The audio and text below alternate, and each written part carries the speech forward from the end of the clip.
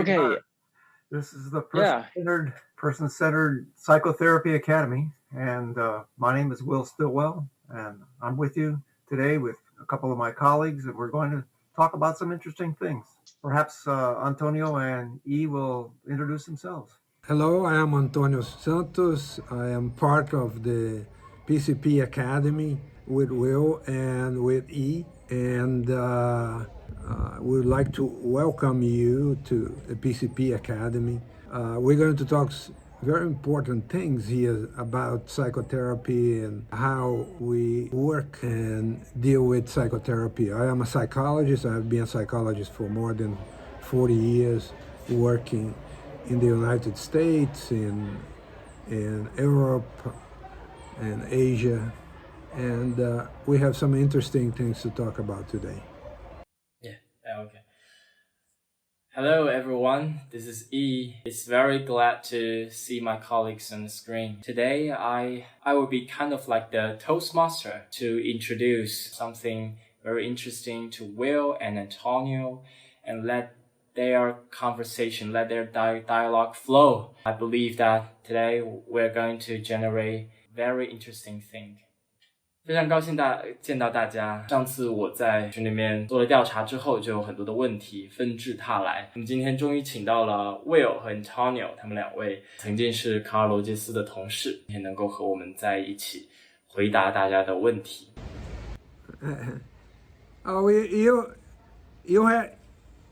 You had a question that someone asked, that is it not necessary to interpret it in the person-centered approach? Yes. So I have some questions from my colleagues, and they are really interested in person-centered approach. So they have many questions about person-centered approach. So I will read those questions one by one to you, and you can say anything you want. Do not be restricted by those questions, okay?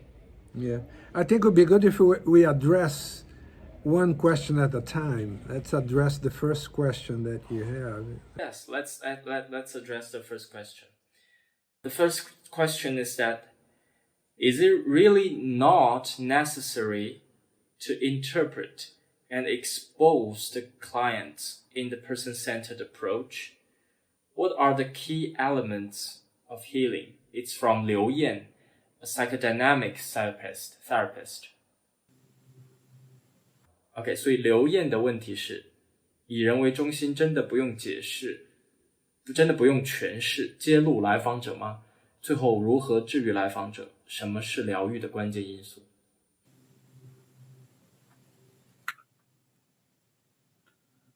I think the psychodynamic approach has its benefits, and people who are comfortable using it, both the client and the therapist, it works fine. The person-centered approach, it has a whole different basis and a whole different idea about how therapy happens. And it's based on an idea of what's called the actualizing tendency, which is what we could call it a belief or a hypothesis, certainly, that people, each individual person, is moving towards making themselves more actual, more real, more alive in their life. And that the therapist trusts that that's what's happening, that most of the people, that all the people have this tendency in themselves to become themselves, become who they truly are. And the idea is to help that person do that, not to stop them by stop their behaviors and change their behaviors, but to help the person find their way and be with them as they explore and look for their own way to actualize themselves.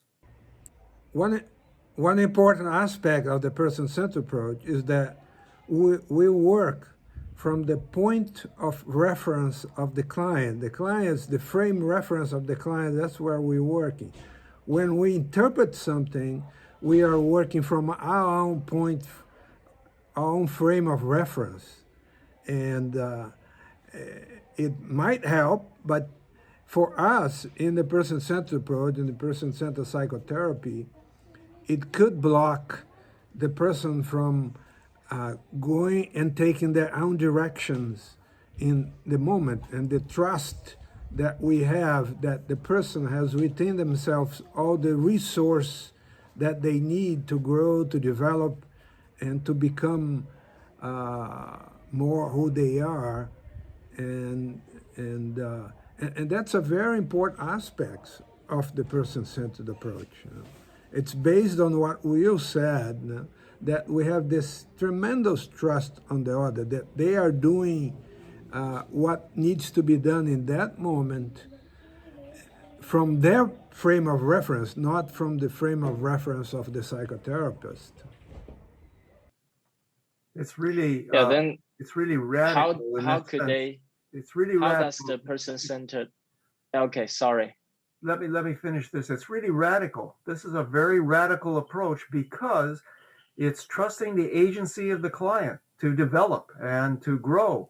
And that's what it's all about. The agency of the client, not fixing the client into some standards that the therapist or even the whole society has for that person. So when that is completely given over to the client to lead the session, to be the person whose work is being done for themselves, by themselves, or by themselves with a companion, then that really helps that person take responsibility for their own life. And that's what the agency is, and that's what the person-centered approach really does in a very radical way.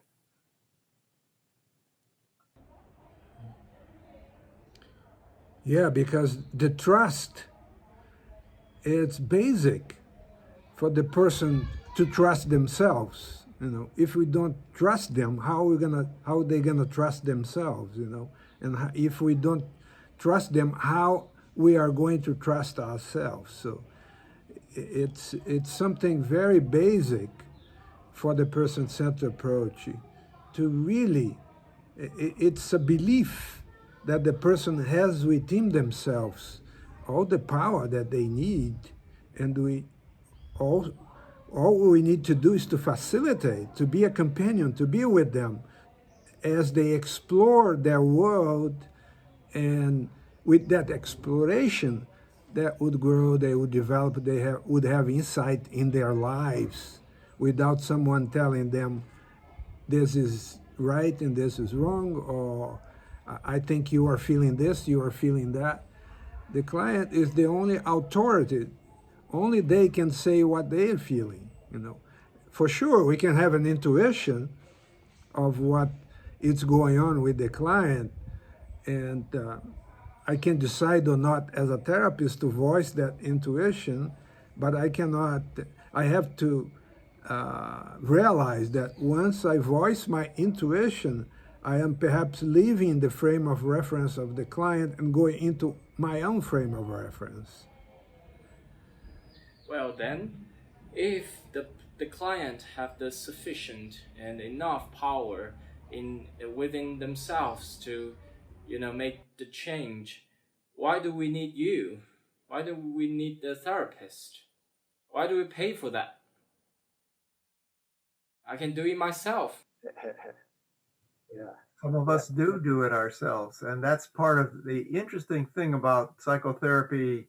Some research recently in the last maybe 30 years has shown that most of the work gets done outside of therapy sessions. We therapists like to think we are the magicians in changing people's lives, but in fact, that seems not to be true. What seems to be true is the rest of the person's lives get reflected in their therapy, and they talk about that and they work on it in the therapy. But then during the rest of their lives is when they're actually experimenting with how to live. And that if we're the magician and we're misplacing ourselves, we are the person who helps them find places when they get stuck, and helps them touch those places, and helps them be and acts as a companion with them as they come to some of those knots that they want to talk about in their relationships with the world.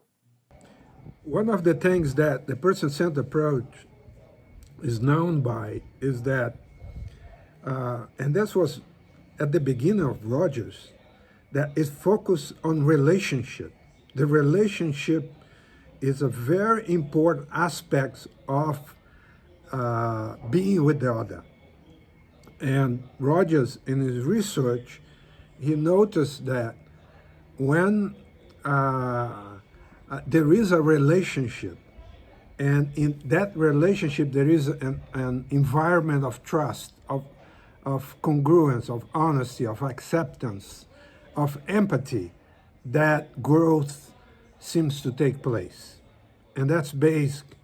That's why we need another person sometimes. As Will said, maybe some people would go and find themselves their own way, but other people need that kind of relationship that takes them and help them to grow, but is not trying to fix them, but is being with them and being together in that, creating a bond. Because most of the problems, mental problems, comes out of separation. We feel separated. We feel, if I am lonely, depressed, anxious, I lose the connection with other people around me. And that gives a lot of trouble because I cannot communicate well with them. I cannot communicate well with myself. And in therapy, that has this kind of environment, this kind of relationship, then we can perhaps come back to learn again how to relate to other people, you know.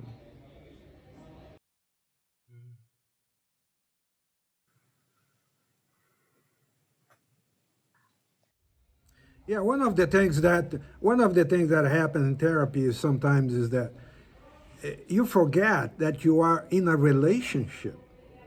It's just a therapist trying to heal the client. Then you forget you are in a relationship, you know.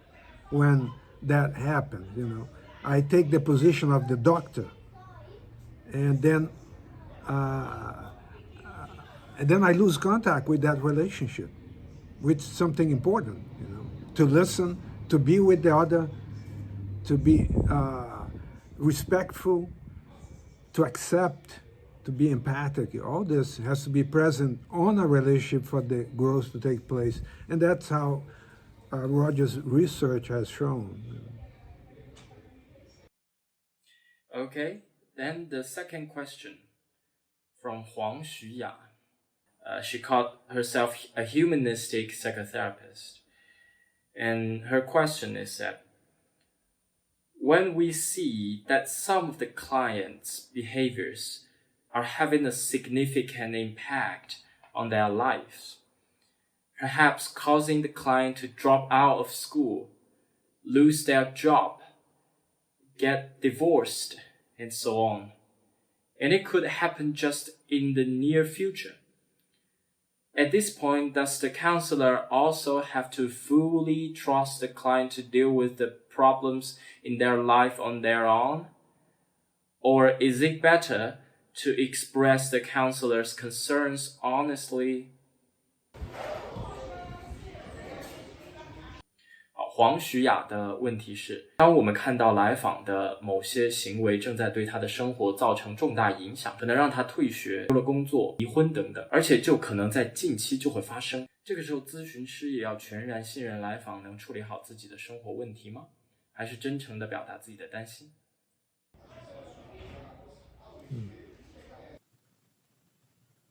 I think part of the problem of this question is that that's one or the other. Do I express my concern or do I trust the client? And in fact, all those things are going on. And that's what the nice thing about Antonio's reminding us, that we're in relationship. And how does it feel to you? You are the person who is responding to that other person.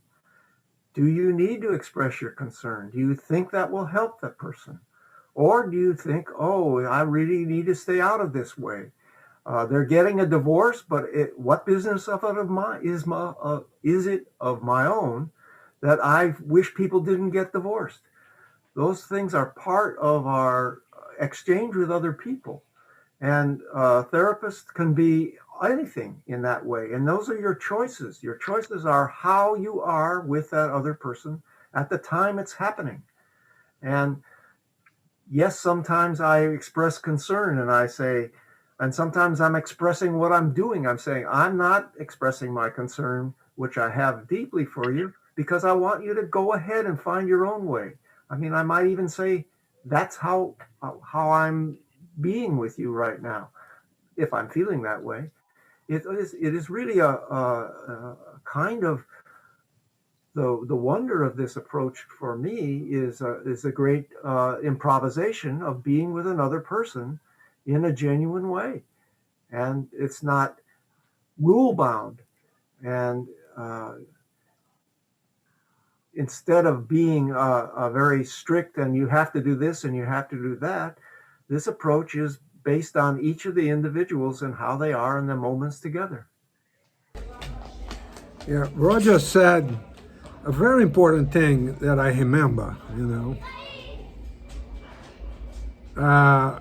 he said once that if he had something from his frame of reference to say to the client, he would check that many times. If that continued to be something strong within himself, he would voice it.